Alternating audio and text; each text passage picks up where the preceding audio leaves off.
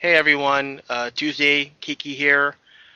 We know all of you guys, us included, are going through a lot with the coronavirus going around. Some of you are in quarantine, self-isolation, the social distancing, as they're calling it. And it's a very trying time for everyone. Even those of you who are still going to work in this time.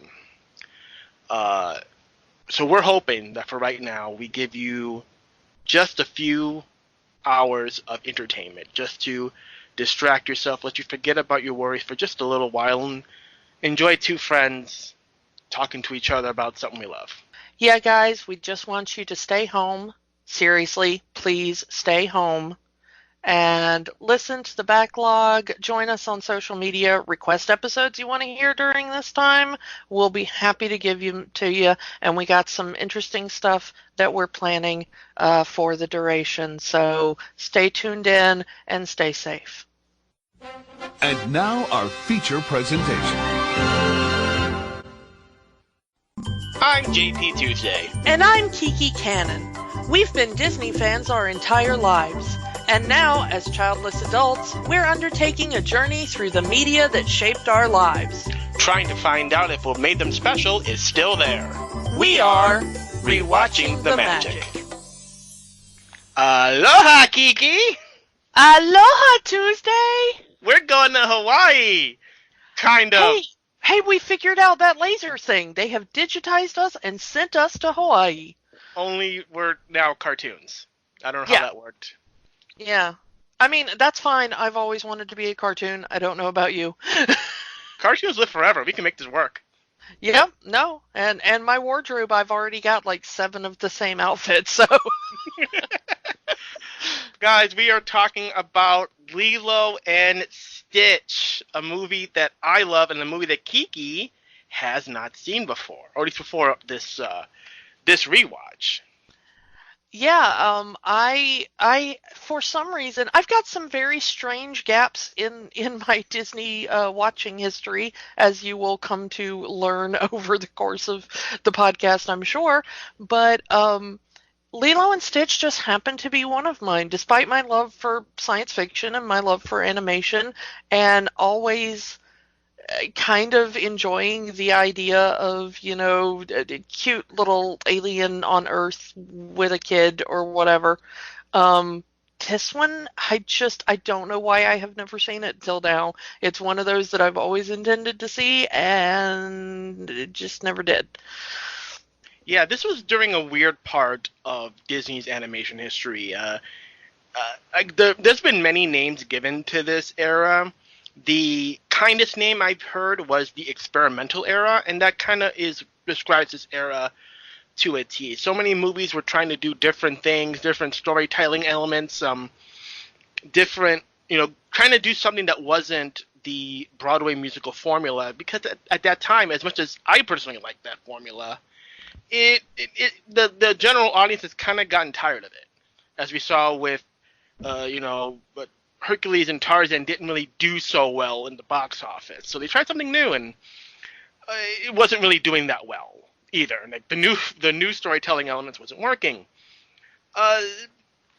So Eisner, what I would call, did pulling a Dumbo. And what I mean by that is Walt Disney had lost a lot of money on Fantasia and Pinocchio. And they needed to make a movie on the cheap. And that's where Dumbo came from. Same thing with Lilo and Stitch. They had lost a lot of money. They needed to make a movie on the cheap to hopefully recoup some of those lost revenue. And here we have Lilo and Stitch. And honestly, Lilo and Stitch is one of the most successful movies of that era. And if you haven't seen before, do so, and you'll know why. Because this movie is very small. For a movie that has aliens in it, it's very small.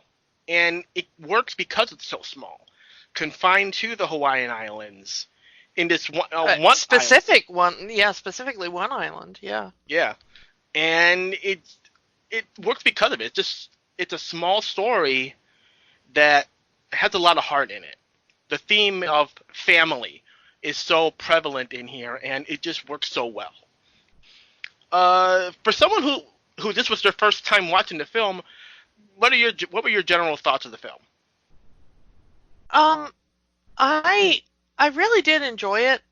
Um, I hmm.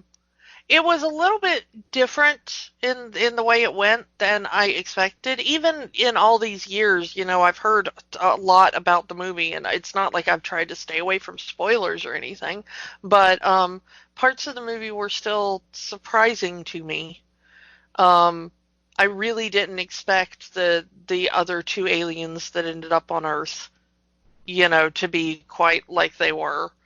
Um, I I had completely gotten the wrong idea of the Ving Rhames character, Bubbles.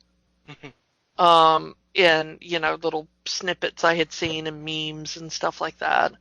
So it was kind of interesting getting context for some of the things I had sort of seen out of context. I am going to say, though, that I'm very annoyed that they saved Stitch talking for the most part for the last 20 minutes or whatever of the movie. Well, because to me, he was a lot cuter with dialogue. He was a much more interesting as a character with dialogue. He was, I don't know, barely better than a prop, I think, in some of those scenes before that, but he actually became a character in that last act, which I think might have helped me relate to him a little bit earlier in the movie. And I kind of wish that he would have been, do the thing where the kid is absolutely certain he can talk, and all the adults are like, no, sweetheart, you're just imagining, so that the audience can hear him talk, and Lilo can hear him talk, but who's going to believe the little kid, I think that would have worked a little bit better. So let's kind of get into it a little bit. I want to talk a bit about the advertising for this movie. That all the commercials for this movie was Stitch interrupting other movies. Yeah, it was really, really, I do remember the ad campaign, and it was kind of funny. Because you have the epic scene from Beauty and the Beast, the Beauty and the Beast ballroom scene, and there's Stitch on the chandelier pulling it down and almost killing Belle and the Beast. Yeah. And the interesting thing is, for those of you who may not remember, but people of our generation will remember, we had gotten so used in the late 80s and all through the 90s, and this movie came out 2002, so we're just coming off that. Mm-hmm. Of just occasionally you'd be watching TV and a trailer for Cinderella would come on, and then it would be coming back from the Disney vault for 2 months, Cinderella, And the Renaissance movies were getting to that point now where we were expecting them to go into and out of the Disney vault like that. So bringing some of these movies back like Beauty and the Beast and you would watch it and you'd be like, oh, okay, here's the commercial that's going to be it's going into the Disney vault in a month. Go get your VHS now, or whatever. Mm-hmm. We were already primed as an audience for that to work. Because you would always stop and look at the commercial at least the first time so you would know what the timeline was. Mm-hmm. At least I did. If you were a Disney fan, you would absolutely want to know the schedule of what was going to be on shelves when. So paying attention to the Disney Vault commercials was kind of a thing we were already conditioned to do. And then using that idea of hey, are you worried about Beauty and the Beast or Aladdin or something going into the Disney Vault? Oh, it's Stitch, Yeah. I really loved that ad campaign, and I honestly, I really do not know why I did not go see this in theaters, because I was still, kind of the obligatory, well, it's a Disney film and I have to go see it in theaters. And the only thing I can think of is that this opened the same weekend as a Spielberg movie. And if there was one thing I was a bigger fan of in my childhood than Disney, it was Spielberg, especially at this point in time. So that's the only thing I can think back to of why I might have actually missed this one. So I don't know. My favorite one of those commercials is the Aladdin one. It's the scene of Whole New World, and they're doing the red carpet thing. And here comes Stitch and his little spaceship, and just Mr. Steal Your Girl takes Jasmine off, and they're going off into space, leaving Aladdin high and dry. Like, hey, you got a magic carpet? Well, I got a flying car. Let's go.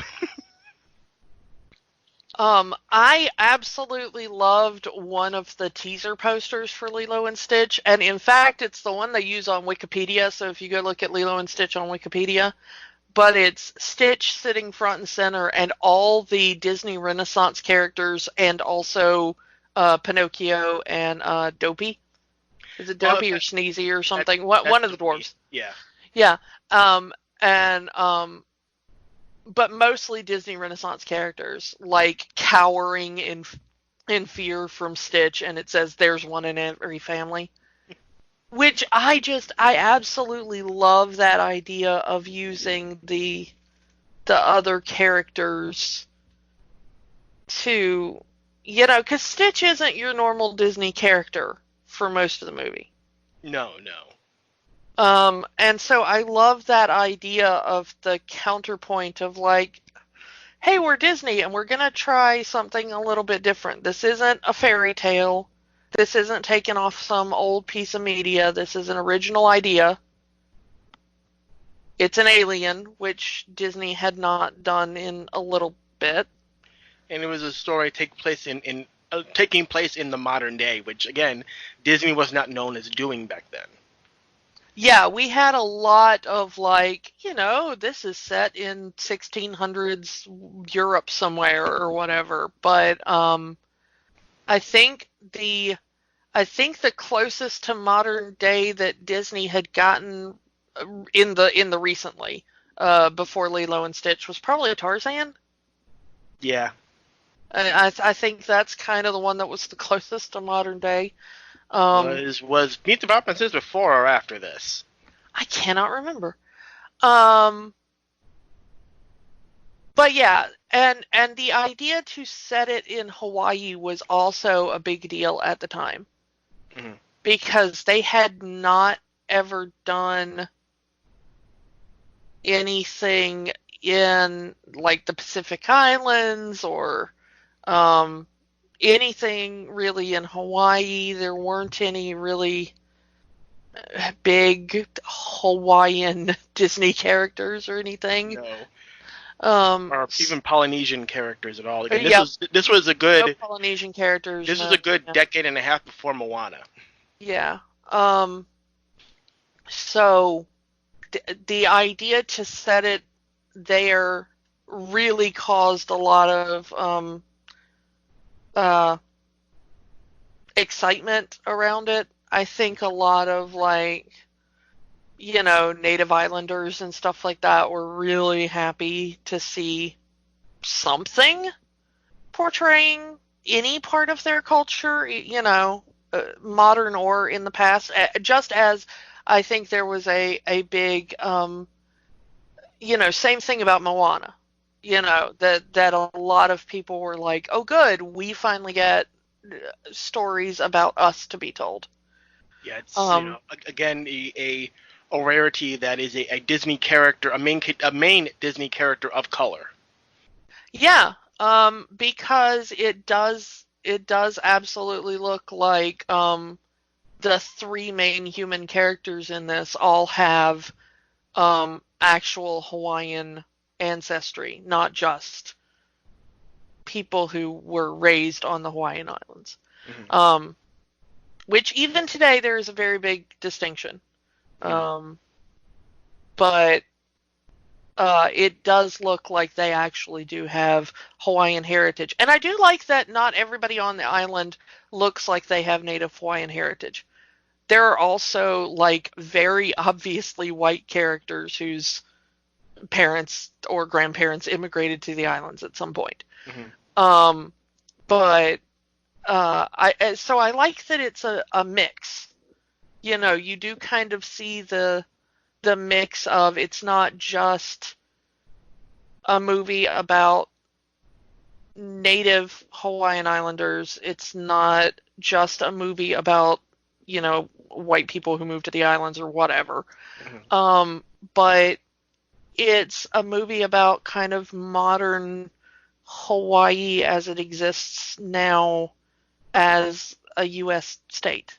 Yeah. You know, which I kind of liked. But another part of this was that there had just been an economic downturn that had hit the islands really badly, which is why Nani is so struggling for work and stuff throughout most of the movie, is that was apparently a pretty common problem at the time on the islands, and especially if you weren't on the big island, you know, it's like, And especially at this time, 2002, you know, September 11th just happened and tourism went way down everywhere. So well, by the time it came out, yeah, but are we going to talk about the controversy? We might as well, since we just brought it up. Yeah, the entire third act of this movie was changed because of September 11th. Yeah, because, I mean, remember how long it takes to do an animated movie. This was in production, you know, by like 99 or whatever, I think, when they really kicked into gear. Mm-hmm. And as they were coming close to finishing the movie and getting it ready for release, 9/11 happened. And you want to describe what the third act originally was?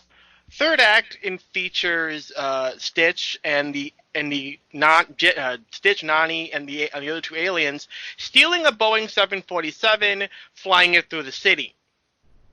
Yeah, it would have been the one urban scene in the entire movie, because the rest of the movie is set kind of farther away from the big cities on the island. Yeah, a rural area, yeah. Yeah, it was a much more rural area for most of the movie. But yeah, that would have been the one big urban scene, and they had almost animated that entire thing. You can see the animated. This scene is, for the most part, complete, and you can actually see this on Disney Plus. Yeah. There are actually two versions of the scene. One is the storyboard version, and one is the actual animated version with the full level voice actors.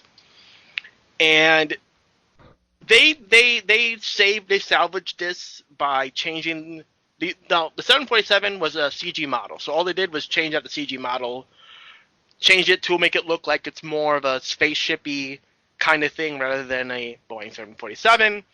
But also, that's why that's like the largest spaceship we see. Yes. In the entire film, because compared to the bad guy they're chasing at the time, yeah. That ship is hulking, and I'm like, why would you give a convicted criminal and an idiot bureaucrat that large and massive a ship to go infiltrate a planet that cannot know there's aliens? Yeah, but and that was their way of saving that scene, and they changed the background. Obviously, they changed it from a. Yeah, they had to repaint all the backgrounds.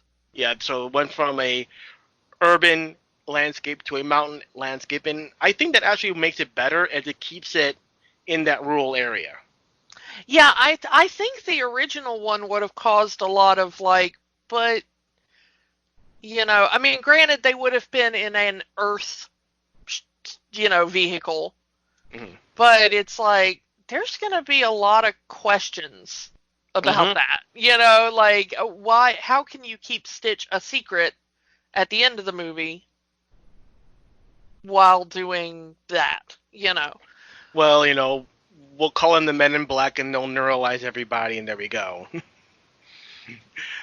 But yeah, there's also another scene that got changed for the most part, which is a scene where Jimba attacks the house. That scene did get some changes from the original animated version, mostly because there's a scene where Jimba is about to shoot Stitch. Stitch breaks the oven, in Nani's house using the gas line, and you know what happens when a gun goes off in a gas-filled house? Boom! Yep. And they changed that because, well, that was also one of the 9/11 changes. Because Yeah. the scene was very much realistic fire, and a scene of Lilo looking at her house on fire. Yeah. And they made the whole scene in general a lot more comedic with the Yeah. hot potato bit and, The explosion being green instead of red. yeah, Stitch having a lot more like one-liners, I think, in there. Happy birthday! It's not my birthday. Merry Christmas! It's not Christmas. Happy Hanukkah! Yeah. I think that they changed that a lot because I think originally, from what I've read, that whole sequence was a bit more serious. Like it was a proper action scene. That scene is also on the Disney Plus version, if you can find it. Yeah. Speaking of But the Disney Plus version, Disney Plus version also has one more difference that was not in the theatrical version. There's a scene where Lilo was hiding from Nani, and in the Disney Plus version, she's hiding in a cabinet covered by a pizza box. On the original theatrical version, which I have on the original DVD, she hides in the dryer. I honestly thought that she was still hiding in the dryer. I watched it on Disney Plus. I have never seen it before, and I was like, the girl just hid in the dryer. Apparently that was Also, changed. what is draped over your dryer? Like, I didn't know it was a pizza box. I thought it was like a towel or something. Like they'd been doing laundry and it had just kind of fallen over. But I absolutely would not have called that a cabinet. To me, it still reads as dryer. Yeah. Apparently that was changed for the international version because they didn't like the idea of Lilo hiding in a dryer. Well, yeah, you don't want to tell kids that a dryer is a great place to hide. But they also cut out a bunch of stuff with Pudge the fish, Yes. who you never really meet in the movie as a character, but apparently you were supposed to, and Stitch was supposed to accidentally kill him. Again, that's a deleted scene, not in the final film that I remember. But yeah, it was pretty much, Pudge controls the weather, and it was supposed to explain some weather anomalies in the area was because Pudge died. Yeah, which they cut out entirely, and I'm kind of glad. But I don't know. They changed. This was one of those like Beauty and the Beast that went through an entire reworking of part of the plot. Again, they had a good reason to. Well, yeah, but honestly, I'm not even sure that was like due to 9/11 or anything. But Stitch was not originally like a creation that had been, like a genetic monster or whatever. He was just like a bad alien, and he was like a criminal alien who had a gang, and Jumbo was supposed to be his like second in command or something that the council sends out to get Stitch in, as like a you go do this and we'll wipe away your crimes kind of thing, because he knows Stitch better because he worked with him. And then the test audiences really did not like that. They really didn't like the idea of like reformed criminal Stitch, because it wasn't so much a nature versus nurture story then. It was like, can you reform a hardened criminal story? Which I don't, it's obvious that whatever test audiences they showed it to thought that it didn't work. And honestly, I think that my feelings on the prison industrial complex aside, maybe that's a little too complicated a story for the age group that they were. Yeah. I think little kids can kind of understand the nature versus nurture debate in some shallow way. This is also the second animated movie to be completely done at the Disney MGM Studios, first being Mulan. So yeah. the Florida team gets another chance to shine here. Yeah, do we want to talk about what the animation looks like? Go ahead. Because they went back to kind of an older thing. You know, they had been leaning so heavily into the new CG technology. But they went back, especially for the backgrounds. The backgrounds are all like a watercolor aesthetic. It looks a lot like a kid's storybook, you know, like a picture book for kids. And that was intentional because the idea of Stitch as a character started from a failed storybook that the creator Chris Sanders had been working on, and it had never found its footing as a children's book. And so he brought the idea to Disney when they came to him and asked if he had any ideas. So they went back to a very early Disney style.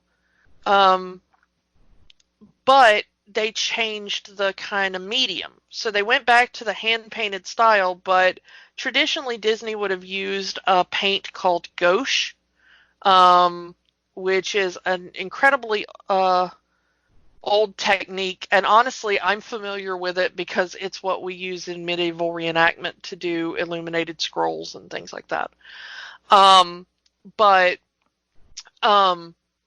But they went for these kind of very thin, brightly colored, you know, watercolor things. And it looks gorgeous. The backgrounds in this are amazing. The other difference is they didn't use the Disney style for the animation. Chris Sanders had his own personal style that he had done when he had done the illustrations for the Never to Be book.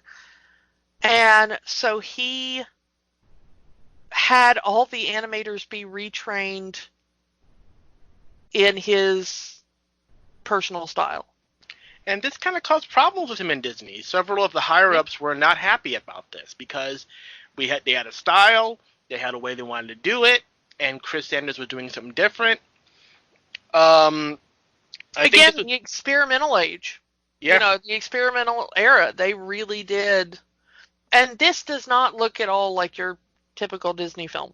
Everything about the way this is done does not read Disney. If you didn't know it was a Disney property and somebody told you that this had come out of Fox Animation at the time, or DreamWorks, I would say. or DreamWorks maybe, or, you know, one of the other kind of animation players at the moment, you would have absolutely believed it because they did not have as much of a set style. They were willing to play around a little bit more. But the fact that Disney did this was kind of interesting and impressive. Yeah, see, at this point, John Lasseter had been brought in. I believe Bob Iger was already in charge at this point. Yeah. And he brought Lasseter in. They already bought Pixar. Lasseter was brought in to kind of oversee Disney's animation, and him and Sanders just did not get along. And which eventually led to Chris Sanders leaving Disney, going to DreamWorks and doing a little movie called How to Train Your Dragon. Yeah, Disney has the history at this point of just having animators go like, well, fine, I'll go do my own thing, and then being ridiculously good at with whatever their own thing is. Yeah, with card games and how am I going to make this PG? How am I going to make that line PG? And fun female friends. I don't know. But I find it interesting how much of animation was helped by Disney being not nice to specific people in there. You know, we wouldn't even have DreamWorks as a company if they'd been a little bit nicer to Katzenberg. You know, it's like, And then, we wouldn't have How to Train Your Dragon if they'd have been a little more open to Sanders. Yeah. We wouldn't have Pixar at all if they'd have been a little nicer to us. I mean, Disney ended up on the better end of that because they reacquired it, but still. Yeah. But they still brought Sanders back to do all the sequels and the TV show as Stitch, just not as a creative front. Yeah.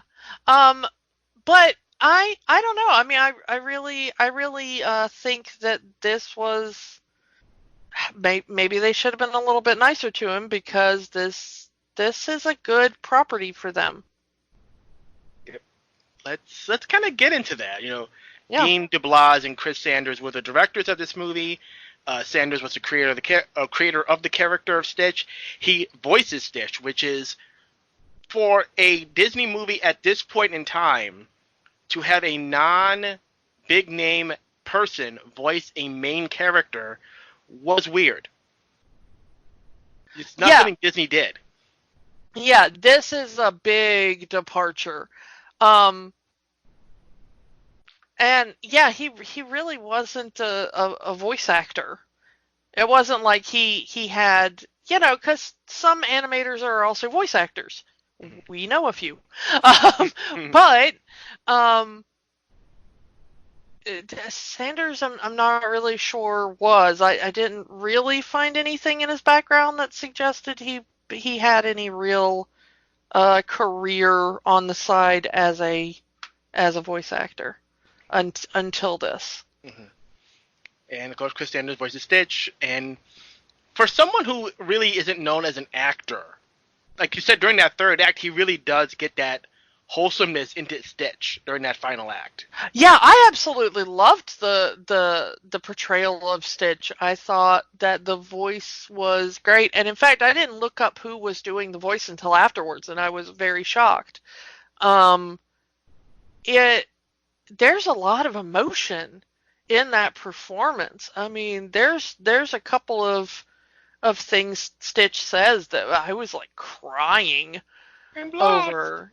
I'm lost. Yeah, and I'm here looking for my family, and it's I don't know, it's there's some good stuff in there. I mean, bravo to you, Mr. Sanders. You really did bring it there. And they are bringing Chris Sanders back for the upcoming Disney Plus remake of the film to voice Stitch again. So that's it's like the Frank Welker thing. Be so good at being a character that they can't recast you. Yeah. I mean, bravo to him. He has found his niche in Stitch. Okay.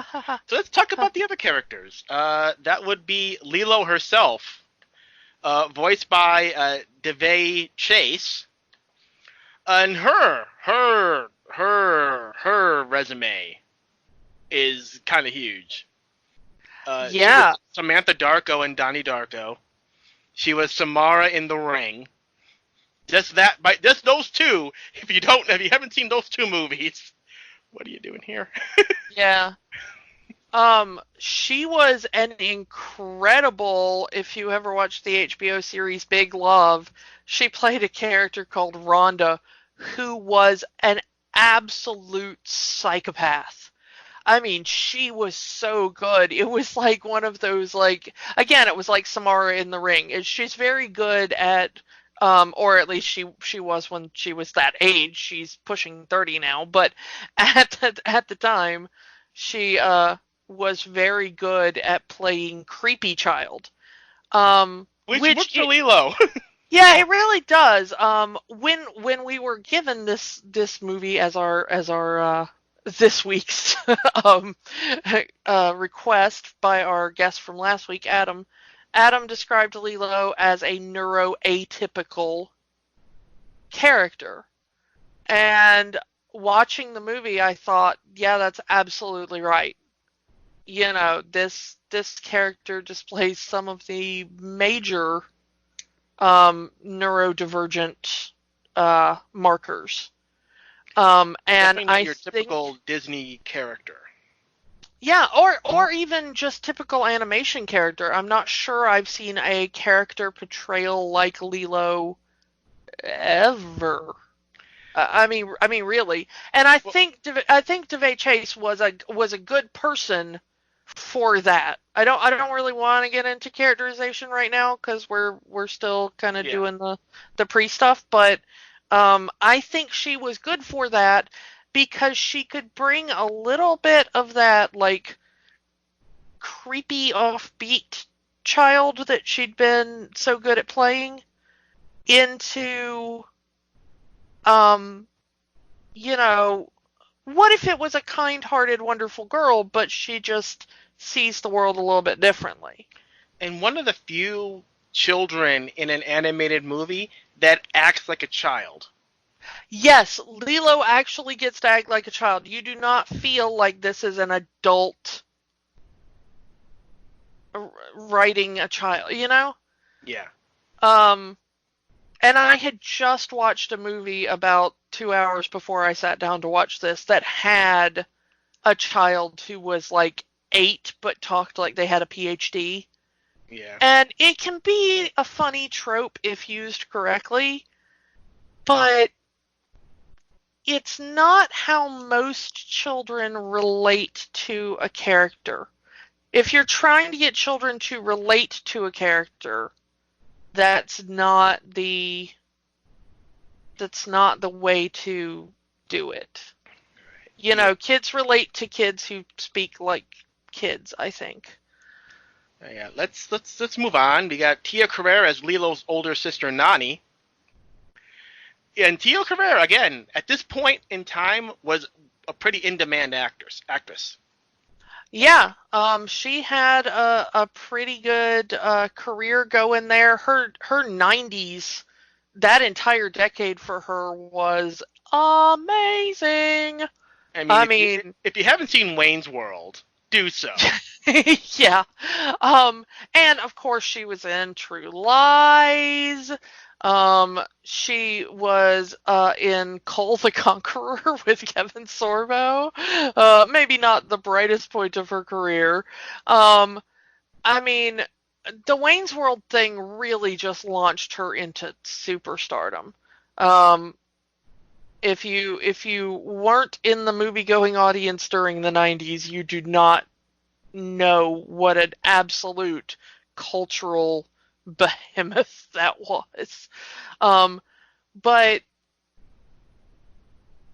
it really got her. And she started, even though they weren't always starring roles, she was very in demand at kind of, you know, A-level guest star, I guess, in, Yeah. in a lot of movies. And she's Um, an actual Hawaiian. Actual yeah, native Hawaiian.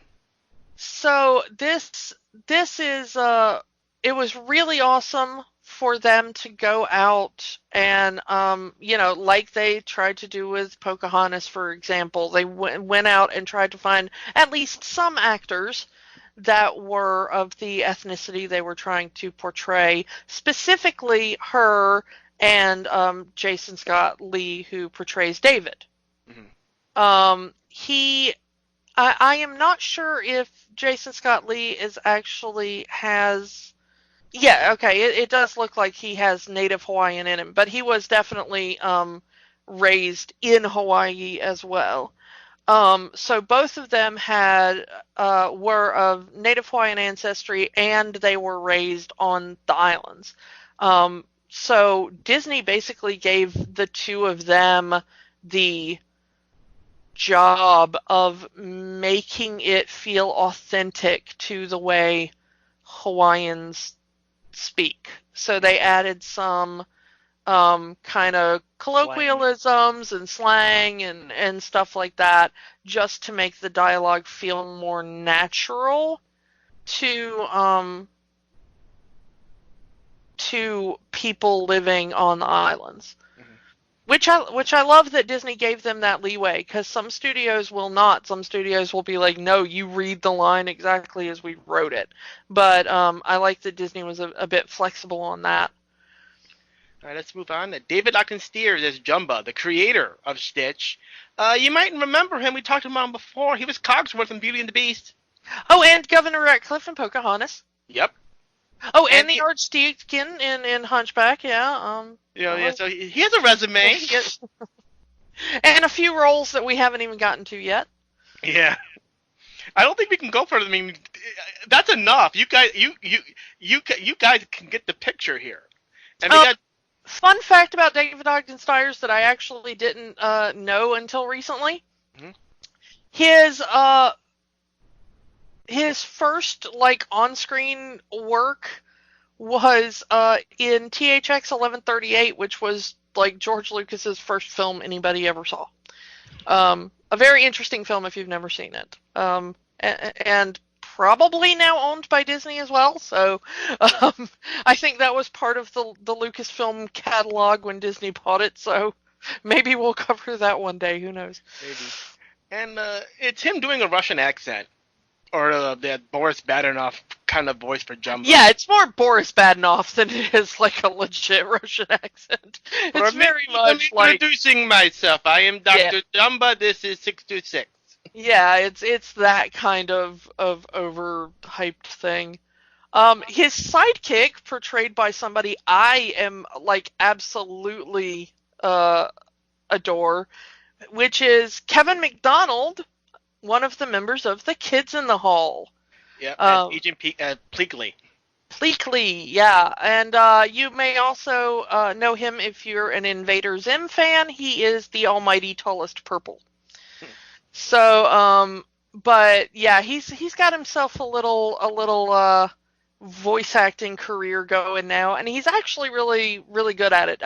He's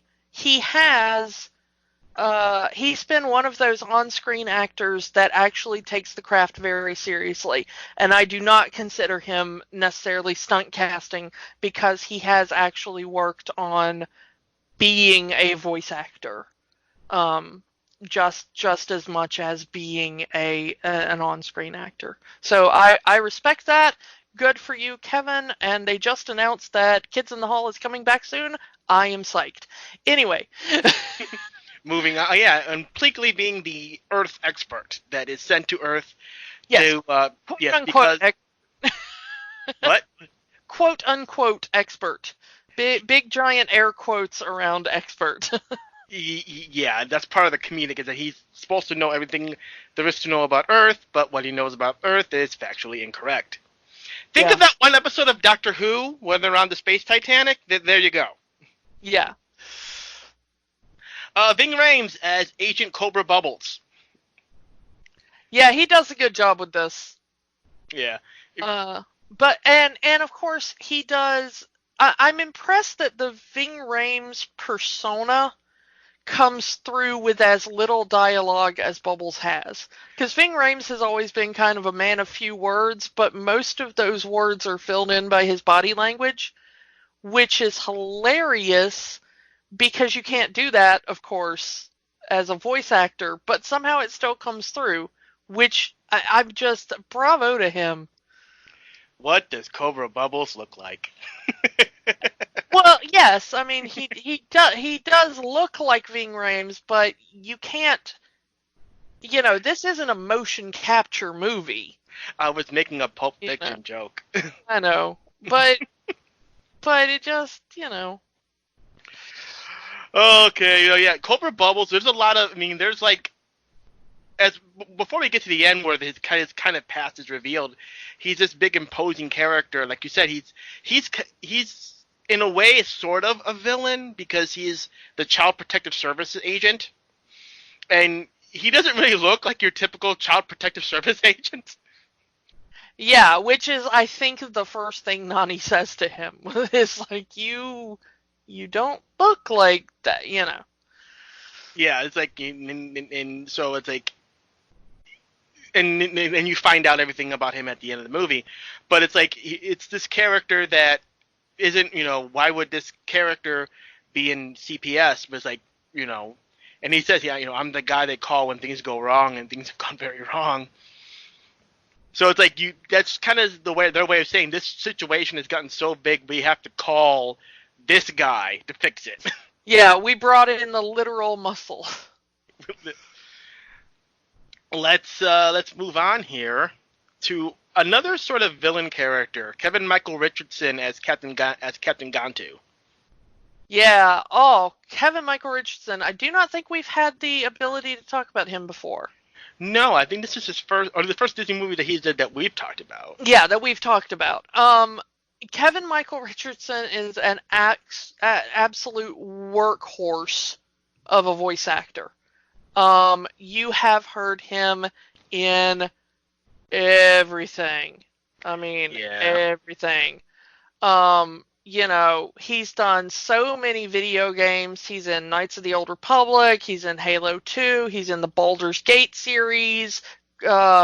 He is Crunch Bandicoot in the Crash Bandicoot games. That's just, a little bit of his video games.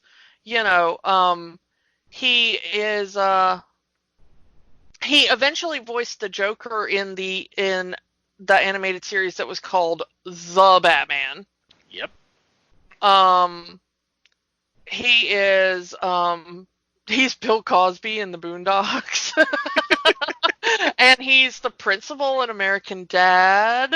And he's everywhere, and he's very rarely the lead actor in anything he's in, but he's always that kind of, much like some of the other ones we've talked about on here, he is always the voice in the background that's filling out the cast. And once you hear his voice, you hear his voice everywhere, So I love him. I love whenever he shows up, and I was so happy to hear him in this film, even though he didn't get nearly enough screen time, in my opinion. But whatever. Yep. And let's just keep on going. Zoe Caldwell as the Grand Councilwoman. Yeah, a very well-known stage actress, but a lot of she later did a little bit of voice acting, but this primarily seems to be her big voice acting role. She was in, like some other stuff, I think, but this was basically it. Almost entirely a theater actress, or those kind of like, and now PBS presents some play that we have filmed. Like she's that woman. So and unfortunately, about a month ago, she passed away. She did, but she had a long and very successful life. She was 86 when she passed, so I mean, that's good for her. May we all be so lucky. And she will forever be immortalized in this Disney cartoon. And also a few, they brought her back for some of the other the sequels and the TV show. Yeah, the other projects for that. The last one I think we really want to talk about just shortly is Amy Hill, who is only in one scene. She is the little fruit seller woman that ends up with the watermelon on her head. She is an Asian American actress who is known for just kind of being that woman. When you need an older Asian American actress, she's kind of the go-to now. Her voice acting as Mama Ling, Francine's mother in American Dad. You know her if you've ever watched Jackie Chan Adventures. She shows up again in the Lilo and Stitch series. That character comes back a lot. But she really made a splash on TV when she was the grandmother on a series called All American Girl in the 90s, which starred Margaret Cho and was one of the first vehicles for Asian American actresses on network television. Yep. So, she's had a great career, and she is an incredibly funny comedian and a great actress who is most recently on the series Preacher. Mm-hmm. So let's get into the plot of this movie. What is this movie about? We have Stitch, the experiment 626 of Dr. Jumba Dr. Jumba, because I cannot pronounce that name no matter how many times I've heard it. So, because it's an alien name. So Dr. Jumba creates experiment 626, which apparently creating living beings is illegal in the Space Council, and has been arrested for it. And his creature is going to get destroyed. The creature escapes to this this backwater planet called Earth. I don't know if you heard of it. Sounds like a dumb name. Yeah, I wouldn't trust anything that comes from that planet. No, and he lands conspicuously or coincidentally lands on the Hawaiian Islands and meets this strange little girl named Lilo, who adopts him as her pet dog, and hilarity ensues. And honestly, I mean that generally, this movie is a very funny movie. It is very funny, and also, I think if you've ever been the weird kid, you immediately have, like, a spiritual connection to Lilo. I thought you would like Lilo.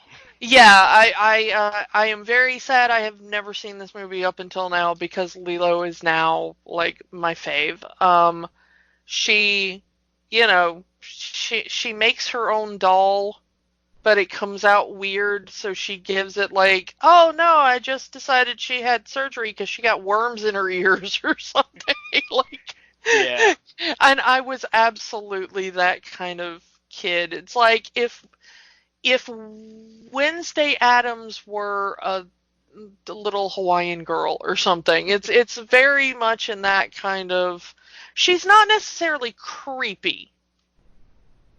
Like, her things aren't necessarily creepy, but she's very focused on things I think people think little kids shouldn't be focused on. She takes pictures of fat people in bathing suits. But the interesting thing is that she doesn't do it to mock them. She legitimately thinks they're beautiful. And you know what? Kind of screw you movie for making that seem weird. Yeah. On behalf of fat people who wear bathing suits, we get to enjoy the beach too, okay? But she isn't doing it for exploitation or a laugh or I found a really big one today or something.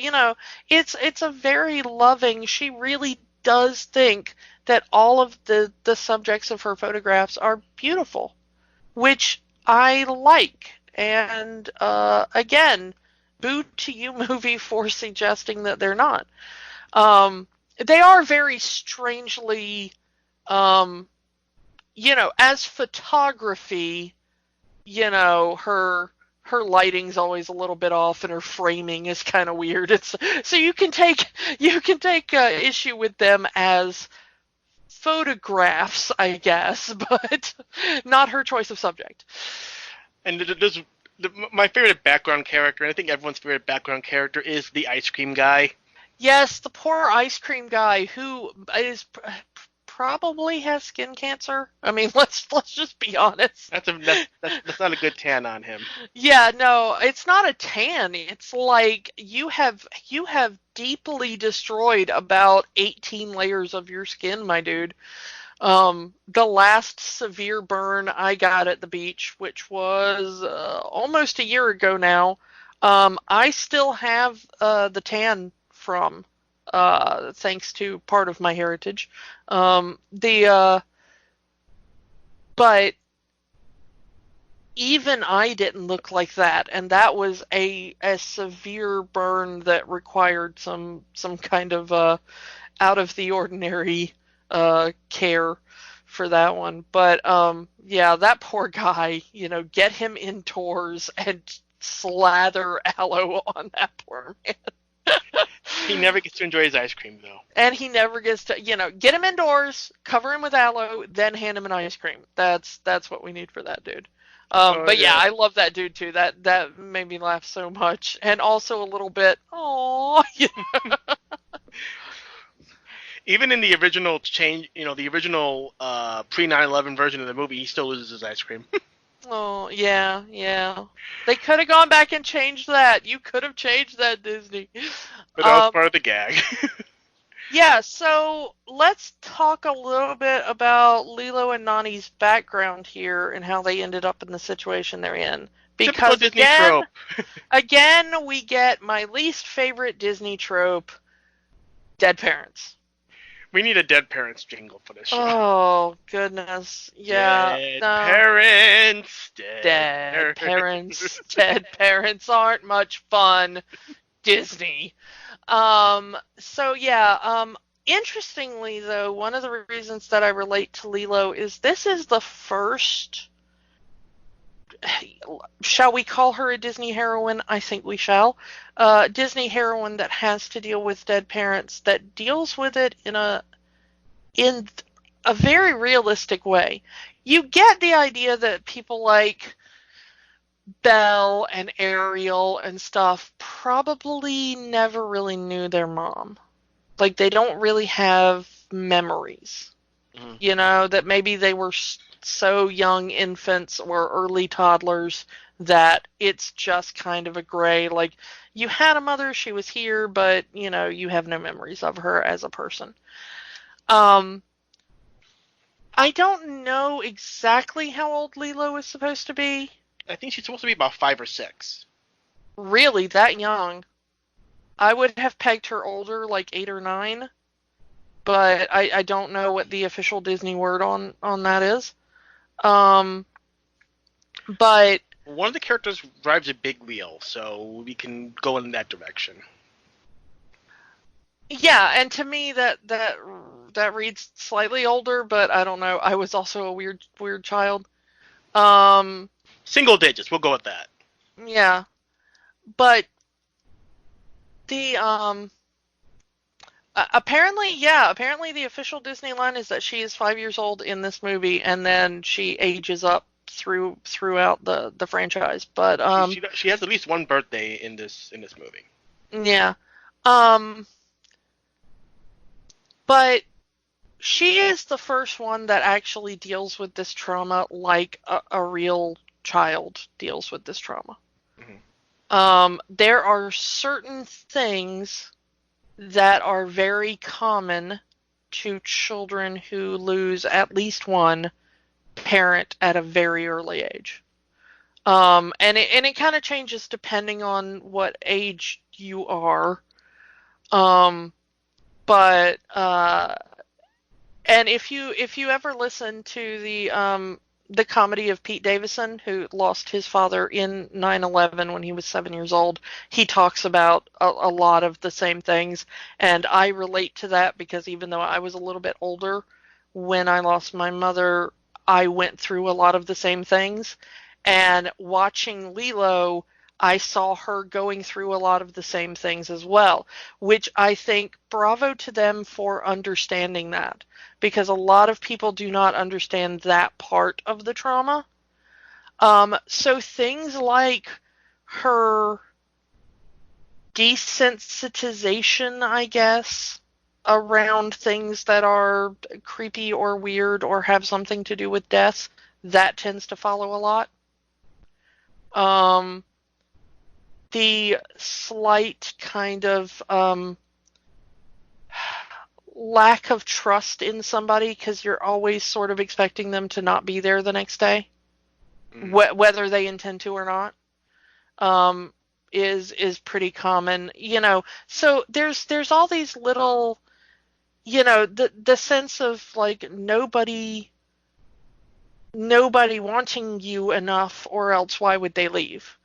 And the line that gets me the most, I mean, I had to like stop the movie and just have a moment, is, closer to the end when Stitch is going out the window and she says, "I'll remember you. I remember everybody who leaves." Yeah. which is a very common feeling, I think, for people. I mean, people who have been through that sort of trauma at any age, but I think especially if you're young, when it first happens, that becomes your, like, the only thing you have to hold on to is Yeah. the memory. So that idea of her, like, sleeping with the picture of her family under her pillow and stuff like that, I did very similar things as a child, and I was older, but it all rings very true. So this is the first time that the kind of unfortunate dead parent trope in Disney has actually been treated with the weight and the appropriate psychological impact, I think. So it is one thing that I really, really, really want to give this movie props for, because bravo to them. And let's talk about Nani a bit. She's this young woman. We don't really know how old she's supposed to be. I think she's supposed to be about 19, I think I read one. She definitely has to be at least 18, because that would be the age that the U.S. would allow you to be a guardian of a child. Right. So she's at least 18, 19 years old. So obviously not going to college, having to give that up to raise her little sister. And she's trying this hard, kind of thrusted into this role of parent. Again, so she's dealing with this herself, loss of her parents. And now she, all of a sudden, having to become a parent herself. And trying as hard as she can to kind of raise her sister in this environment. And she's trying, but she's not. It's kind of blowing up in her face. Yeah. The house is a mess. She's trying to cook dinner and it's going all wrong. She's doing all this while also holding down a job. Yeah, I'm seeing some things that say 18, some things that say 19. So I'm not sure what the official Disney word is, but she's just barely old enough that the government would consider her a legal guardian for a child. Mm-hmm. And many people go with the sister aspect for Frozen. Well, it was kind of here first, but it's done in a different way. But it's definitely, these two feel more like real sisters than Anna and Elsa does, at least to me. Yeah. The interesting thing is that I read they had to go in and add a little bit of dialogue that made it a little more apparent that Nani is supposed to be her older sister, because a lot of audiences were like, oh, so if that's the mom, was it like the stepmom that died in the car crash? Or like they weren't kind of getting it, because Nani really has worked on being sort of a motherly figure. So they had to go in and add a few things in order to make it absolutely clear that this is her sister that is now taking care of her.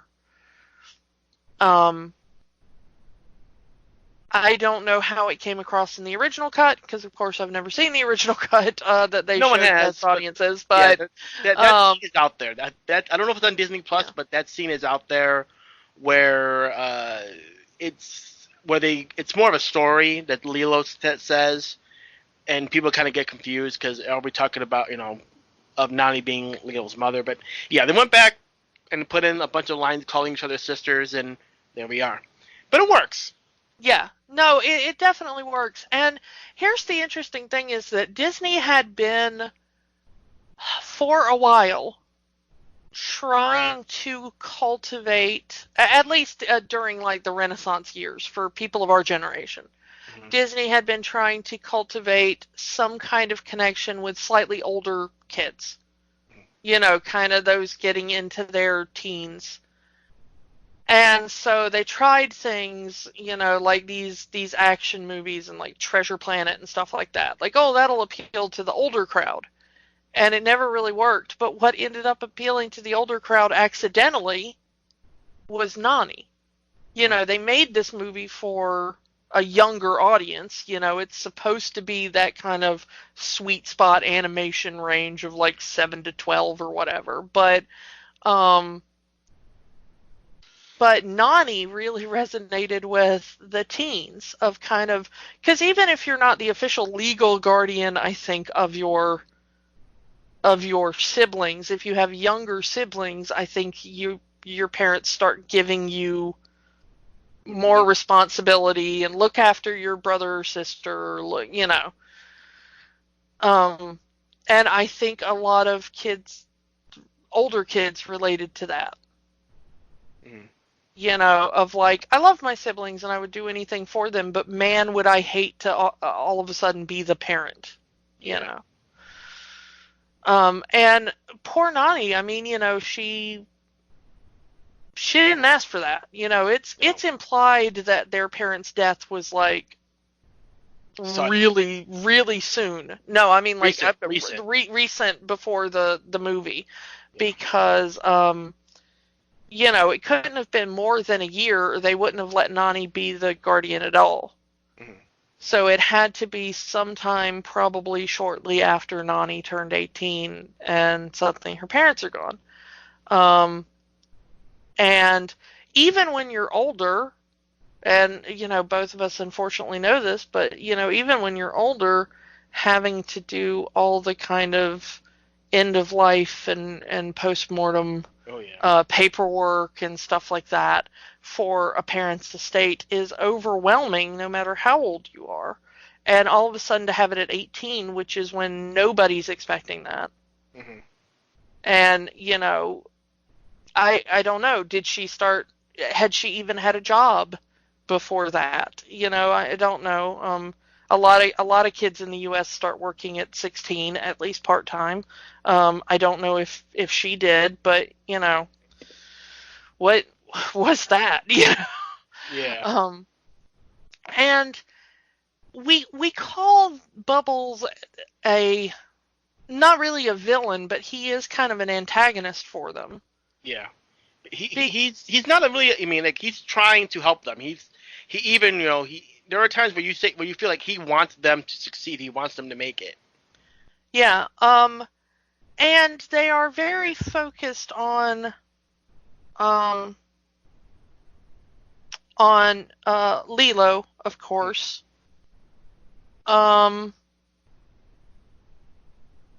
But, you know, he says at one point, as he's trying to remove Lilo from the house, that he thinks Nani needs Lilo more than Lilo needs Nani. And I've always wondered, because I've known people who have had to deal with, you know, through no real fault of their own, just as it's no real fault of Nani's. A child being rehomed, at least for a little while. Mm-hmm. And I always wonder, like, yes, we should be worried about the child, but the thing that always gets me is there's absolutely no assistance for the adult in that. Mm-hmm. You know, and if you want what's best for Lilo is obviously being with the last of her family. So why are we removing Lilo instead of helping Nani? You know, she never has government help in finding a job. You know, like the social worker is just like, find a job. Bubbles doesn't go like, here, let me take you down to the office and we'll, you know, let you look for work. You know, do you need access to a computer to look for work, or what, you know, whatever it might be. That wouldn't really make for a very interesting movie. Well, no, I mean, just in real life. I mean, this is our world, just with aliens dropped into it. And I've always wondered, like, so where is the help for her? If her sister gets removed from her, do we have, like, mental health care for her? Do we have a path for her to get to the point where her sister can rejoin her in a year or two? Like, you know, what happens there? Because obviously, you know, Nani isn't a bad person. She's not abusing Lilo. She's not, you know, treating her in any kind of way. They do the kind of joking sister thing where she's like, oh, I'm going to stick you in a blender and I'm going to, you know. Yeah. But it's never, like, serious. Malicious. You know. The worst thing she ever does to Nani is like wrap her up in a blanket and take her to bed. You know, which is like, if that's the worst thing that ever happens to you, you have a charmed life. But But through the movies, we do see that the two do love each other. They two don't want to be separated. It's like yeah. that they're really. And Nani has everything she needs to be a good parent except the financial end. Mm-hmm. She is fully capable of being a guardian for this child except the finances. That's the last thing that she needs. And I always think of like, well, why don't we just find her a job? Like, why remove her, which is only going to make it worse for her in trying to get her life back in track, because now that's an extra emotional trauma she's been through. But it's like, we're focusing on the wrong thing here, people, which is not just, it's not at all a condemnation of the movie, because that's very real to life. It's just it's a condemnation of life. Yeah. So, that was the thing that got me for the movie. But then, of course, the other thing they didn't need is Stitch being dropped into their lives, maybe. It said that David, the character, says in the movie, they would have made it if it wasn't for you. Yeah, Stitch does ruin like 3 jobs at least for Nani. For Nani, yeah. Including the one we see her at the beginning, where she's working at the restaurant as a waitress. Yeah. And now this Stitch can't be controlled. I mean, yeah. So Stitch is. I mean, that's kind of the thing at the movie. He's a troublemaker. His purpose is to destroy, so that's what he's doing. It's like you said, the nature versus nurture. His nature, as Jumbo programmed him, was to be destructive. Yeah. And I find one of the most interesting lines is that Lilo immediately understands, if not exactly what he is, she does kind of understand his nature. I think one of the best scenes is when they're sitting in the restaurant while Nani works, and she draws a picture of Stitch, and she goes, "Here's your badness line. It's way higher than it should be." But I like that it's not 100%. That Lilo still sees that little gap there where goodness can grow. But that she also realizes that something inside of Stitch wants him to be, like, something inside of him is driving him to be bad. It's not all of him, but it is a large part of him at that point. And we see that when we see Stitch in the first scene. Where he like insults the galactic leader or whatever, saying a swear word in an alien language. You can get away with that in a Disney movie. Yeah, so naughty. Language. If you make up your own language, you're fine. You can say whatever you want. Yeah. But quick conlanger note that this does not appear to be an actual language. It does appear to be more in the Star Wars vein of it is gibberish and we just call it an alien language.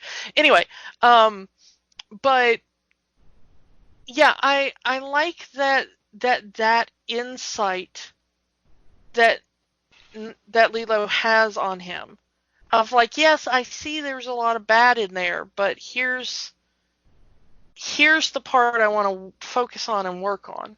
Yeah. Not the like 95% bad, but the 5% good. Yep. Let's work on that. Let's make you, as Bubbles say, a model citizen. Yeah, which I love. I disagree with Lilo's method of trying to make him a model citizen. Because the example that she uses. Yeah, fun fact about me, I absolutely loathe Elvis. I do. I'm sorry. I know that we've probably got people like clutching their pearls now, but his voice annoys me. Everything about his mannerisms annoy me. Some of the married a 14-year-old girl. Well, yeah, there is that. There's a lot in there problematic about his relationship with women, but I don't really want to get into that. But just as an aesthetic, I've never liked Elvis. Like, not even necessarily as a person, but as an entertainer, it is not for me. I'm glad there are people who enjoy it. If you get enjoyment out of Elvis, please grab whatever enjoyment you can get in this world. But it's not my enjoyment. It's nails on a chalkboard to me. And the fact that this movie is filled with Elvis is like, I love everything about this movie except that. Um, so, it is kind of funny to see him doing like see Stitch doing like the Vegas Elvis with a ukulele or whatever, but I am exactly the wrong audience for that, my friend. It's not where I'm at. I don't know. Yeah. What did you think about that? Uh, I kind of, for someone that young in 2002 to be interested in Elvis Presley is kind of weird. But then again, I'm the kind of kid that my parents raised me up on Motown, so I already knew who, Yeah, I was raised on Sinatra, so I mean, it's a thing that Yeah. maybe her father or mother was really into Elvis. We see her father in the picture is holding the ukulele, so I'm assuming that the ukulele Stitch uses is probably her father's ukulele. But I'm assuming that since it's a record player and everything as well, her father was kind of like a vinyl hipster. Slightly more rare in 2002 than it is now. Yeah. It's Well, we don't know gone how mainstream again. we don't know how old the parents were. To have an 18-year-old daughter, maybe they're already in their 40s, 50s. We don't know. Well, yeah, and honestly, for 2002, Nani would have been just a couple of years younger than us, like a year or two younger than us. Because 2002, we would have been like, what, like 21? Yeah. And she's like 19 probably. So, about 2 years difference. And, our parents would have roughly, I mean, that would have been their generation. Yeah. For our parents. So it would have worked.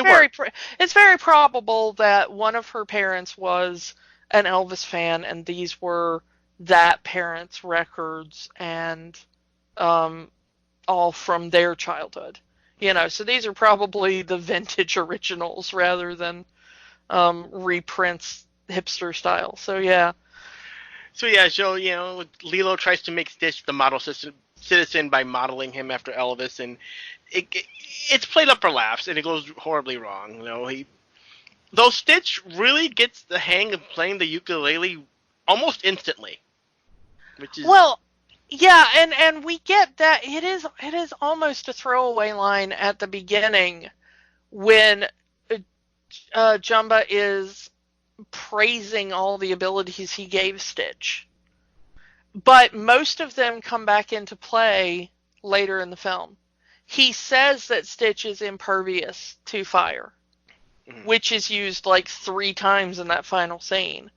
He says that Stitch is calculating enough that he is faster than a supercomputer and has an incredibly intelligent brain. Which explains why he picks up English, the ability to read. We see him do things like build an exact model of San Francisco, which he probably flew over, maybe.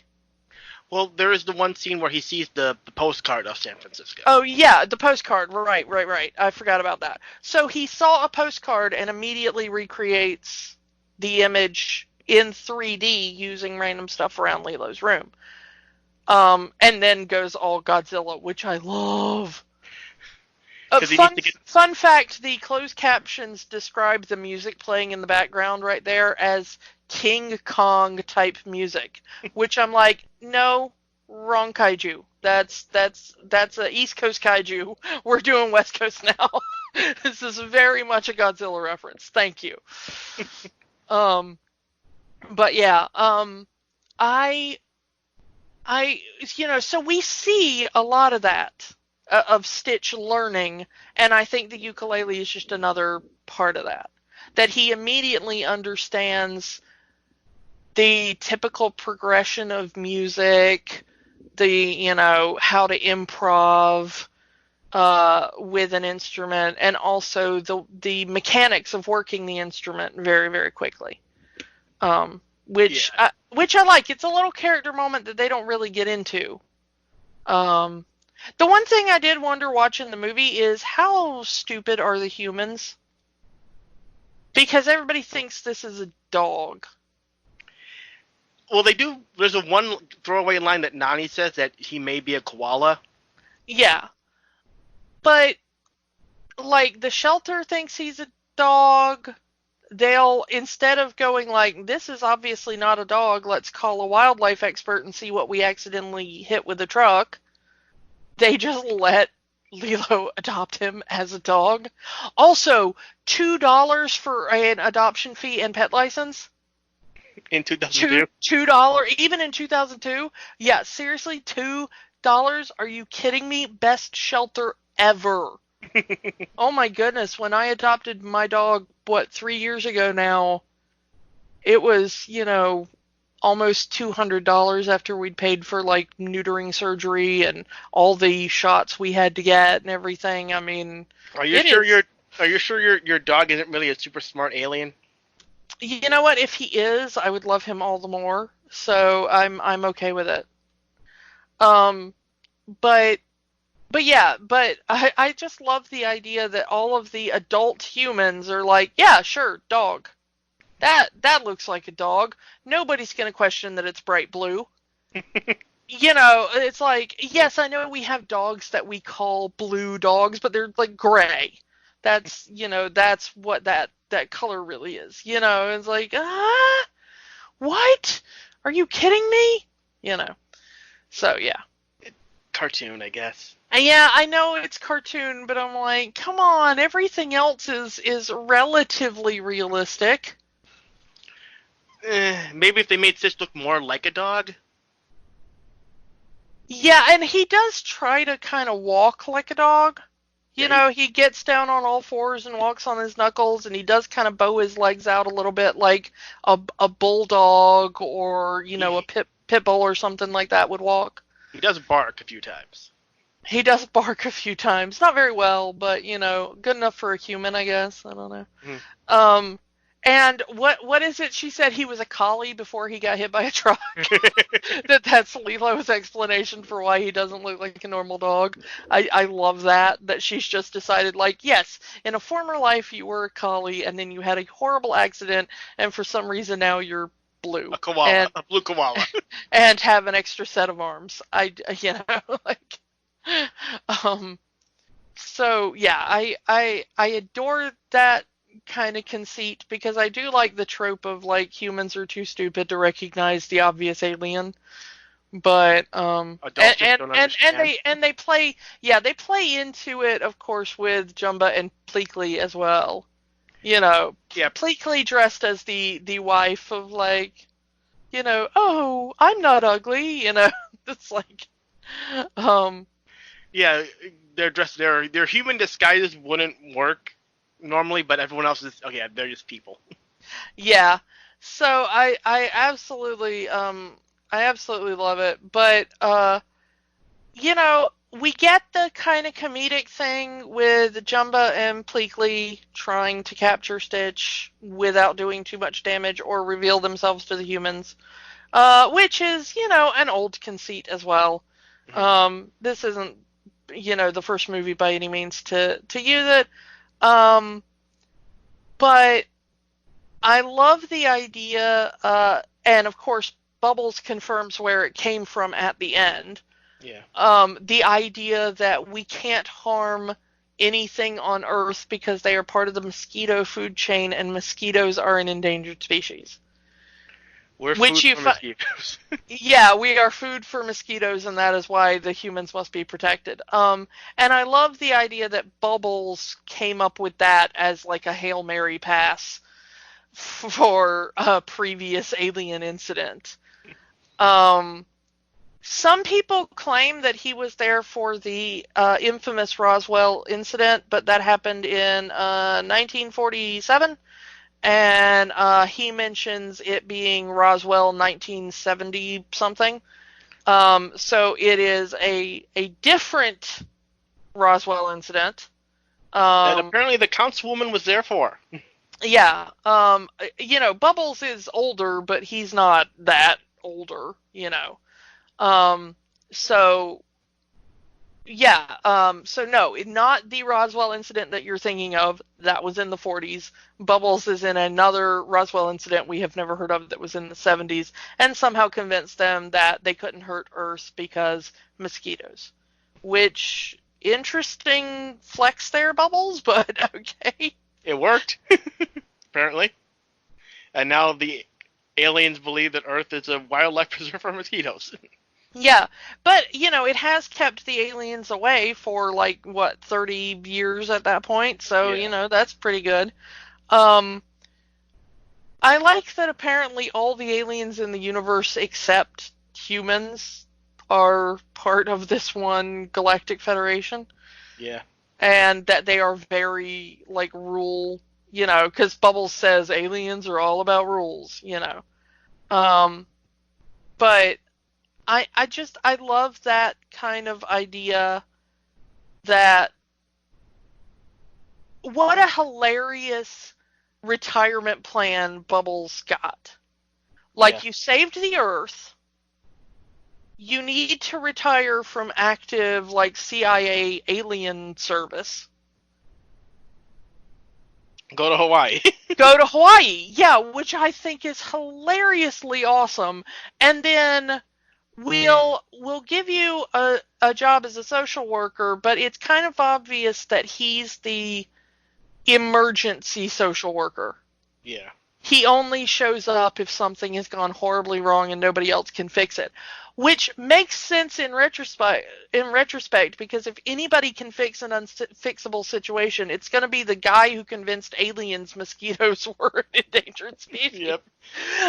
Which I love everything about that, and I love that the movie doesn't totally spell that out for you that that's what happened, but if you give it a couple of seconds thought, you do realize that that's what happened. Where do you want to go in your retirement there, Agent Bubbles? Oh, Hawaii'd be nice, So The I ultimate problem solver. Yeah, I do kind of like that, and I do kind of like the idea that he's just chilling around on the beach 90% of his time, and then that 10% there's hey, look, we got a family that's in serious trouble. Come help them. Yeah.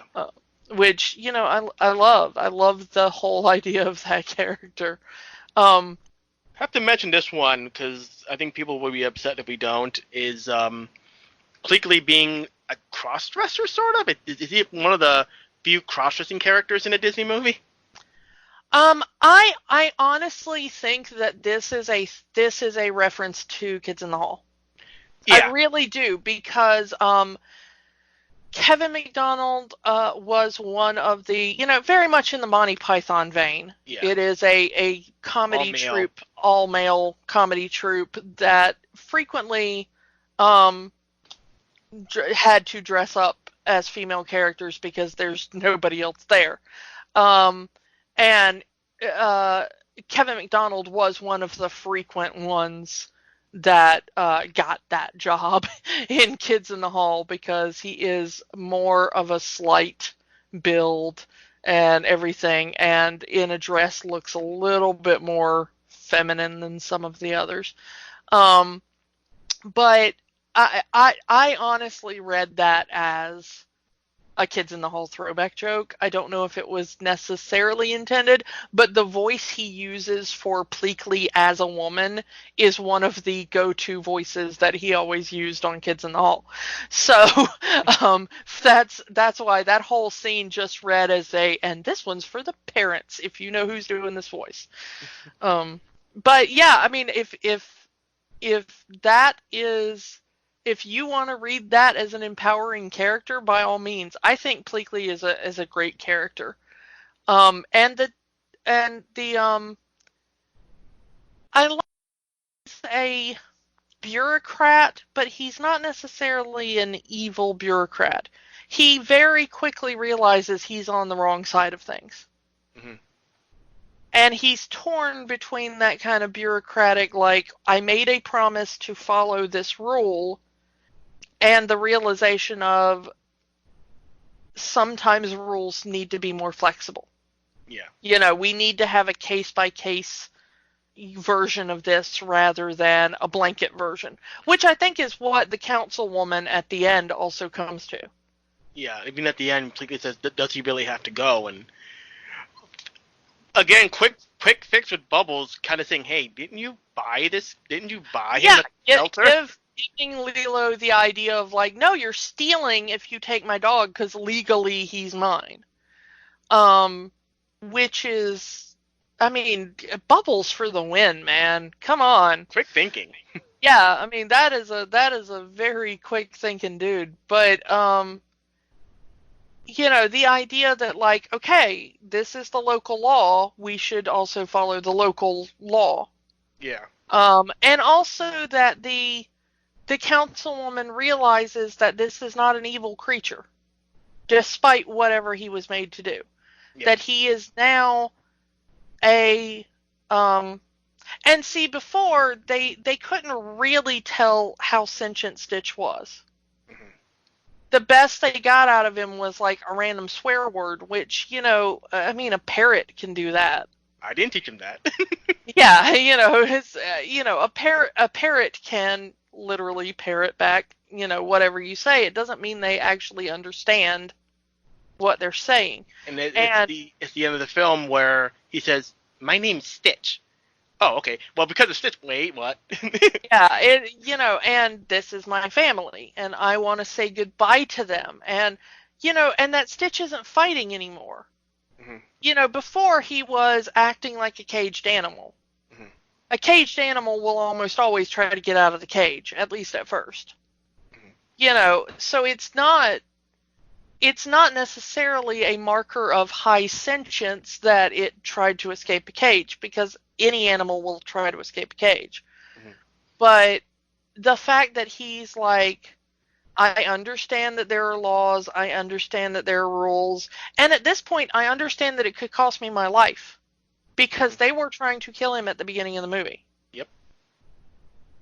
But I'm going to do it because I want to protect my family. Is, the kind of ultimate marker of high sentience at that point. And empathy. Yeah. It's at the end, he does everything that he does in that third act to save Lilo, because he loves Lilo. He loves Lilo and wants to make sure she's safe. Yeah, there is destruction that happens, but his goal is no longer to destroy things that was accidental, or needed. He destroys the tanker to get him into the air to get on that. Which, so good. I love Stitch's character arc. I love how he kind of starts learning the thing. And of course, bringing in the kind of native Hawaiian idea. Ohana. Yeah. Which was not an original part of the movie. When they were thinking about setting it in Hawaii, they went on a research trip, and apparently their guide, was so, he seemed to know everybody everywhere, and Chris Sanders was like, why do you know them? And he's like, oh, they're Ohana, and he was like, well, it means family, but they're not all my blood relatives. They're just, we're all a family, and he was trying to explain the idea of this kind of, and I've looked into it before, and it does seem to be, and I have no Hawaiian ancestry. This is me from the outside, doing research on language and culture, but it does seem to have an idea that is mixed up with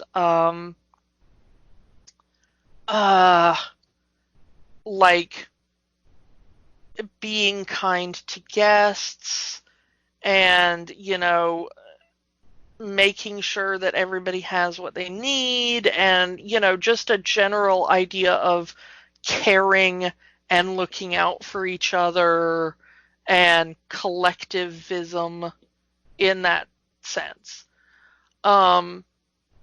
So I like that this term was very important to their parents, especially it seems their father. Mm-hmm. That their father was constantly reminding them about Ohana and telling them that, Ohana was important. And it does seem that their father was the one who came up with the line, Ohana means family and family means no one is left behind. So I absolutely love that in their research they found a cultural touchstone that they could use to make the movie more impactful and meaningful and share at least a tiny, shallow little understanding of a part of Hawaiian culture with the rest of us. Yeah, that message, that theme of family took so many people. The idea of the broken family, and it's something that was definitely modern. Modern, Disney would never touch something like that before this movie, and it's something that is such ingrained in modern. The original family dynamic of the mother and the father and the child. Not every family has that. You have one parent and a child, or maybe it's an uncle or a grandmother or whatever. So to have that, the idea that a broken family is just as good as any other family, touched so many people. Yeah, what's the line Lilo has about this is our family, it's small and it's broken, but it's still good? Still good. Yeah. And Stitch parrots that at the end of the movie, it's, these is my family, I found them. They're small and broken, but it's still good. Yeah. Which I absolutely think it's so great that they're, Disney has always been the family company. Mm-hmm. But a lot of people didn't see their family in Disney for a long time. Yeah. And I think that since in our lifetimes, in our generation, and now continuing for the generations that are, coming after us, that Disney is trying to show, non-traditional families. Yeah, more types of families. For example, first thing I think of is Big Hero 6, where Hero's being raised by his aunt. Yeah. Or, the idea even of multi-generational families that still live together, which in most of America, not all parts of America, of course, but in most of America, at least during our childhood, was very, very rare. The idea of many generations in the same home. Mm-hmm. It is becoming less rare now, just because of life circumstances. Yeah. But America is one of the few cultures that isn't a norm. So many other places you would have several generations in the same house. Mm-hmm. And modern America has not been like that. It's pretty much you're of a certain age, move out and start your own life. Yeah, we are a very individualistic culture in at least mainland America. But a lot of things, like a lot of the other cultures we have, assimilated, usually by force, did not have that same individualistic idea. They were much more community-oriented and collectivist cultures that we have kind of tried to rip from that. And I wish we hadn't, because as we are now learning, there is worth in community effort. Now more than ever. Yeah, I mean, especially, we're doing it now. We're giving up things that we love in order to keep the community safe. And again, you see it in Moana, which is set in, the Pacific and all that, not too far, has a lot of, even though they're not, native Hawaiians that are in there, that kind of greater Polynesian culture that also extends into Hawaii, is very much about what is good for the community. That's the big conflict in Moana, is, do I go off and do the thing I want to do, or do I stay here and worry about what the community needs? And she is able to find a balance, is that, and I think that that's kind of what America is relearning, is that there needs to be a balance. Everything can't be in service of, it's just the community and never the individual. But at the same time, it can't go the other way either. Mm-hmm. That everything is just about the individual and not about the community. That you've got to find that balance. Mm-hmm. And I think that Lilo and Stitch shows that too, is that they're worried about defending the community from Stitch. Mm-hmm. They want to protect Earth from Stitch, but that they realize that Lilo doing her own thing, seeing some worth in this creature, wanting to take him in, saying, putting her foot down and saying, no, he's my family, he is good, he can learn, actually strengthened the whole community. Mm-hmm. That they didn't have a destructive force anymore. They had a very powerful creative force at that point, mm-hmm. on their side. And I absolutely love everything about all of the moral messages of this movie. I can't ding it like I have some of the ones we've been over, because I think this is an overall movie whose heart and head are both in the correct spot. Yeah, and again, it's something that you didn't really see from Disney at this point. And very few Disney movies after this have done storytelling like this. Yeah. At least, like you said, to have the head and the heart in the same place, or in the right place. Yeah, and I'm very sad I am coming to this movie so late. Yeah. Because it really, I think there are parts of my life earlier where this movie could have really been a big impact and a comfort to me. But I'm glad I have it now. Yeah.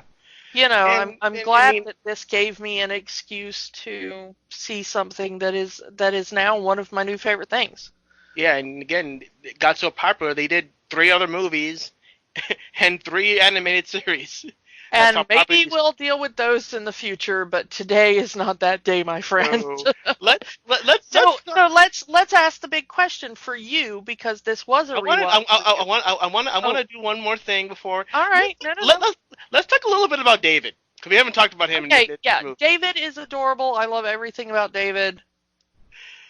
It's very, he obviously likes Nani, and Nani obviously likes David, but it's just these two actually want to get together, but the circumstances have never been right in Nani's life, clearly. I think that I think that Nani is saying, I've got so much to do with Lilo that I can't also balance a relationship. Yeah. And also there are a lot of people, and not just men, but the trope is men, but a lot of people in general who, if their partner already has a child to raise, even in this case where it's not her child, but she is still the mother figure, mm-hmm. That they can't really deal with that. They don't want to be into that. I have single parent friends who are like, it's very difficult to find somebody to date you when you have a small child, because most people don't want to come into that dynamic and immediately be not only a romantic partner, but now a parental figure. Mm-hmm. And David's all into it. It's just David seems absolutely fine with being, big brother, pseudo father, or whatever to Lilo. He's already very good with Lilo. He wants to be around her. He wants to help Nani do whatever is good, which I think actually I liked that relationship because I didn't feel like he was pushy. I could see where some people might. When he says things like, well, you can repay me by dating me. he gets her a job. But he is helpful, and he doesn't seem like he's doing it just in hopes she will date him. No, he's actually caring about these two people. These two people mean something to him, Ohana and all. So he wants to help out. In a way, helping out Lilo is helping out Nani. If Nani gets the job, then Lilo is taken care of. Yeah, and and you can see it because even when he's alone with Stitch, who he doesn't think can talk or understand him, he still is like, I really wanted them to have a chance. He's not like, oh man, there goes my shot at the girl. He's like, this family is about to be torn apart and it kills me. Yeah. Which I think really shows that David is a very good guy, and it's very rare you see that kind of surfer dude who's kind of a klutz also be portrayed as just a really good human. Yeah. Usually they're kind of, jerks. Selfish, yeah. Yeah, but, they're kind of selfish, vain jerks, and David has none of that. Which I think honestly is just part of having set it in Hawaii, because in Hawaii everybody's life revolves around the ocean. So the fact that you're a surfer dude isn't like a special thing. It's just like every other person in Hawaii. I just like, Lilo's reaction is like, don't worry, you'll have your chance. She likes your butt and fancy hair. I read her diary. Yeah, his reaction, like, he doesn't even care about the butt thing because he's like, oh, she thinks my hair is fancy? It's like almost the thing, yeah, I know my butt looks good, girl. Well, also I think it's because he's a poor guy, and that haircut probably came from the supercuts down the street, and he's probably like, sweet, it looks fancy and not like I spent $10 on it, which is actually what I did. That's kind of how I read that, because I've had that before where it's like the cheapest haircut I've ever had in my life, and people are like, ooh, what salon did you go to? And I'm like, yes, I went to very expensive salon. It cost me many hundreds of dollars. It's like, All right, so that's all I wanted to say about Dave. So. David's great. I love David. Bravo, David. I would be very interested in seeing the sequels and see where they go with the David character, because I hear he is in them. Yes. So to answer your question, whether this movie still has the magic, I believe so. This movie definitely has the magic on this rewatch. And this is definitely a movie that has stood the test of time, and I think will. I don't know exactly what they're going to do with the remake, if it even happens now, since the world is up in limbo right now. Yeah, everything's kind of up in the air right now. Yeah. But yeah, it definitely. I mean, if you have not seen this movie, I definitely recommend seeing this movie in whatever way you can, whether it's Disney Plus or other streaming services or getting the Blu-ray or whatever. This is definitely a movie that, sit with your kids and watch this. You'll enjoy it. Your kids will enjoy it. Great movie. Yeah, and being that this, I am watching this like literally yesterday before we record this, is that this movie does not feel dated at all to me. This movie could have come out yesterday, and I don't think they would have had to have changed a thing. Mm-mm. It doesn't feel like this is the early 2000s. We've got a lot of cultural references. We've got, like, really the only cultural reference in this is Elvis, which was already dated by the time they made this. So, yeah. There's not a lot of, like, pop culture stuff to get dated. It's a very timeless feeling movie. There's not a lot of technology in there too. I think really the only human technology we really see is that Nani has a cell phone. Yeah. She's talking to David on the phone at one point. But other than that, it's a very stripped down, rural kind of setting. I think they were originally going to put this in like Kansas or Idaho or something in the Midwest. Small town. Well, that was kind of the whole idea of this is a small town. Stitch cannot get to a big city to destroy it, and that's kind of part of that changes Stitch's life. Yeah. And so I think that this is a beautiful film, and it's a great film. And thank you, Adam, for suggesting we do this. This is kind of what I needed right now. It's lovely, and I now am a huge believer in Lilo and Stitch. And yes, and the popularity of this movie did get to a sort of attraction, as there was Stitch's Great Escape over at Disney World, which now no longer exists, unfortunately. Go see Tony Goldmark's video on that, and you'll want to know everything you need to know about the attraction. But yeah, and hopefully with whether it's this movie or the remake, that Stitch becomes a more popular character again. Yeah, I mean, let's hope. And now that it's available, for everybody, this and the sequels and the series and stuff are all on Disney Plus, I believe now. So, I mean, go have some fun time watching this world and these characters, because they are great. This is definitely a movie a lot of people need right now because of the theme of family.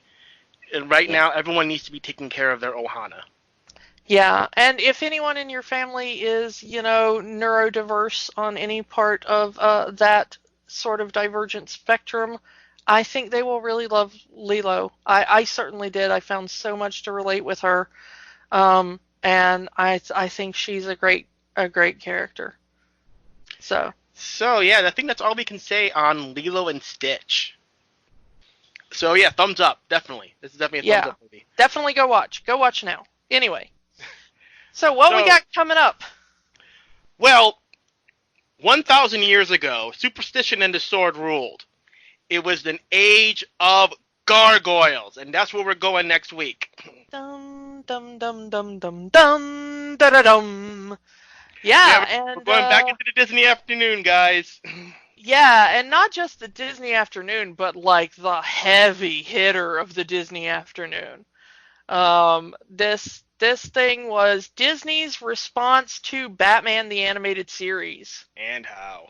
Oh, such an interesting thing. So yeah, we're going to be taking you next week through the first 5 episodes of Gargoyles, which were kind of released as a single movie. It is the story of how gargoyles end up in the modern world. We're going to take you through that, and we're probably not going to be alone for that. So tune in next week to see where we go with that. All right, guys. So tune in next week for Gargoyles. Again, watch Lilo and Stitch if you haven't already. Take care of yourself. Take care of your Ohana. Whoever is your Ohana, take care of them. Check them out. We are all Ohana now. Yeah. The whole world. The whole world is Ohana. So take care of yourself. Wash your hands, please. Yeah. Wash your hands. Stay home. Turn on Disney Plus. Listen to some podcasts. Have some good family time. All right. Love you. See you next week. Aloha! Aloha! Thank you for listening to Rewatching the Magic. We invite you to keep the magic going by joining the conversation online. Find us on Facebook at Rewatching the Magic, on Twitter at Rewatch the Magic, and of course, find all new episodes at rewatchingthemagic.podbean.com. Until next time, remember, the magic is for everyone. It only stops if you let it.